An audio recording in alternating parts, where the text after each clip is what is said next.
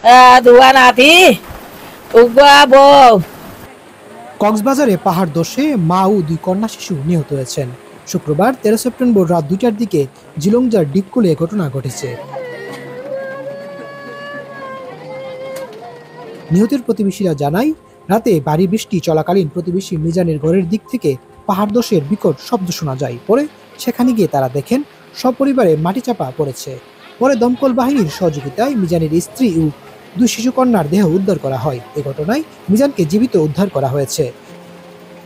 আবহাওয়া অধিদপ্তর কক্সবাজার কার্যালয়ের সহকারী আবহাওয়াবিদ আব্দুল মান্নান জানিয়েছেন, কক্সবাজারে গত 24 ঘন্টায় 378 মিলিমিটার বৃষ্টিপাত রেকর্ড করা হয়েছে, যা চলতি মৌসুমে একদিনে সর্বোচ্চ রেকর্ড।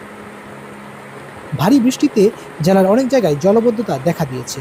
এর আগে উখিয়ায় রোহিঙ্গা ক্যাম্পে পাহাড় ধসে 3 জনের মৃত্যু হয়েছে। মোহাম্মদ সাব্বির, সংবাদ ডেস্ক।